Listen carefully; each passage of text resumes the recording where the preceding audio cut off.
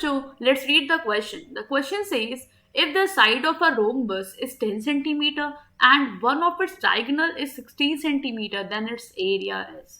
देखिए आपको यहाँ पे क्या गिवन है, आपको एक साइड गिवन है रोम्बस का जो कि कितना है आपका 10 सेंटीमीटर, और आपको साथ साथ एक डायगोनल भी दिया गया है इसका जो कि है आपका 16 सेंटीमीटर। तो आपसे कह रहा है कि आपको इसका एरिया निकाल के बताना है। अब आइए हम समझते हैं इस क्वेश्चन के लिए। सबसे पहले हम ड्रॉ कर लेंगे एक यहाँ पे रोम्बस, और जैसे कि हमें पता है रोम्बस में क्या होते हैं, सारे साइड्स आपस में इक्वल होते हैं, है ना। तो अगर मैं यहाँ पे लिख दूं, देखिए सपोज कर लेते हैं this is A B C D, हमने इसे नेमिंग कर ली, उसके डायगोनल्स बना दिया आपस में। ओके, तो आप देख सकते हैं कि हेयर, यहाँ पे हम लिख सकते हैं here A B is equal to B C is equal to C D is equal to what D A. और ये सारे देखिए साइड कितने गिवन थे 10 सेंटीमीटर, तो इन सबको मैं क्या लिख दूंगी 10 सेंटीमीटर।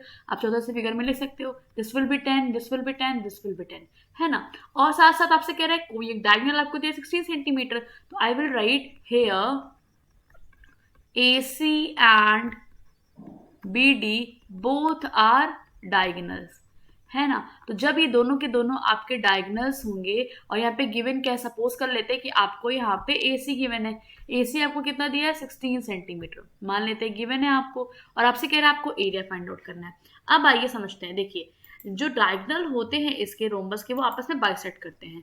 तो अगर मैंने लिख दिया कि ये AC पूरा आपका कितना है 16 सेंटीमीटर, इट मीन्स जब बाइसेक्ट करेगा तो आपका इतना हो जाएगा 8 centimetre. I can just right OA, और यहाँ भी जाएगा 8 सेंटीमीटर, ठीक है, ये आपका। और ये राइट एंगल ट्राइंगल पे कट करता है, तो हम यहाँ पे क्या लिखेंगे कि सिंस, यहाँ पे मेंशन करेंगे सिंस डायगोनल्स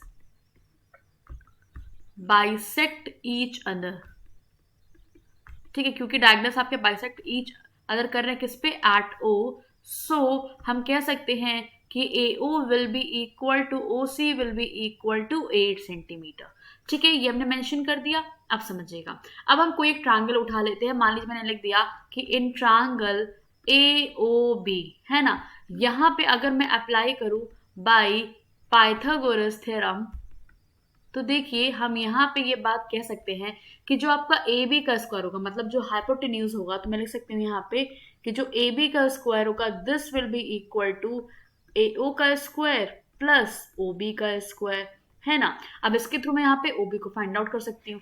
तो आइए हम यहाँ पे वैल्यूज रखते हैं, हम यहाँ पे रख देंगे 10 सेंटीमीटर का square will be equal to what 8 centimetre का स्क्वायर, ठीक है। और जबकि आपने यहाँ पे क्या देखा कि मुझे यहाँ पे OB नहीं पता है, तो आई विल राइट OB का स्क्वायर। अब देखिए हम यहाँ पे लिखेंगे 10 सेंटीमीटर का स्क्वायर, ये से पूरा आ जाएगा, और ये आपके आगे माइनस होगा, that is -8 centimetre square is equal to what OB का स्क्वायर। अब आइए ब्रैकेट खोल लेते हैं, 10 सेंटीमीटर का स्क्वायर आपको यहाँ पे कितने दे देगा 100 सेंटीमीटर स्क्वायर -8 सेंटीमीटर का square, that is 64 centimetre square, this will B OB का स्क्वायर।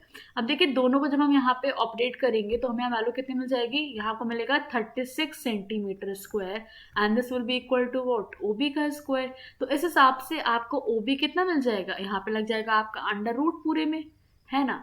और जब आप अंडर रूट से बाहर निकालेंगे तो आपको वैल्यू कितनी मिल जाएगी 6 सेंटीमीटर। इट मीन्स आप कह सकते हैं आपको OB मिल चुका है 6 centimetre, so we can just write कि जो BD की वैल्यू कितनी हो जाएगी, ये आपका हो जाएगा OB।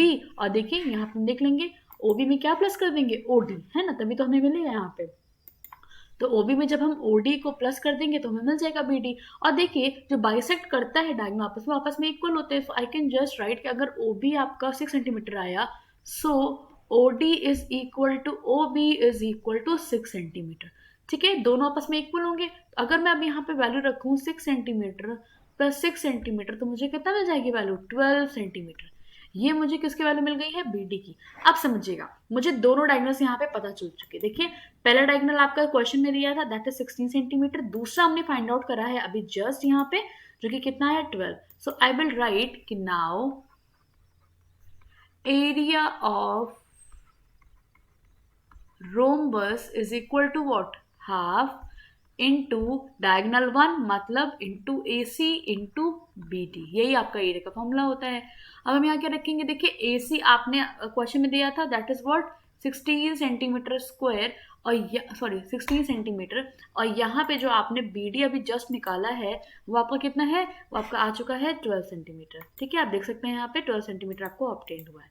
ओके, तो वी विल जस्ट राइट, ये आपको कितना देगा 12 सेंटीमीटर। तो यहाँ आपको मिल जाएगा 2 1 2 2 8 16, तो आपको मिला कितना यहाँ पे देखिए 8 मल्टीप्लीकेशन 12 सेंटीमीटर स्क्वायर। इस मीन देखिए 12 8 से कितना होता है आपका 96 centimetre square. This will be your answer. Therefore, we can say that the area of rhombus ABCD is equal to what? 96 centimetre square. ठीक है, और यही आपका क्या हो जाएगा यहाँ पे इसका फाइनल आंसर। अब जैसे कि इस क्वेश्चन में आपने क्या देखा, आपको ब्लैंक गिवन है, तो आइए हम यहाँ पे उसको फिल कर लेते हैं जो वैल्यू आपकी यहाँ पे आई है। ओके, यस, यहाँ आप लिखेंगे क्या 96 centimetre square. Okay, so hope you all understood it well. Best of luck. Thank you.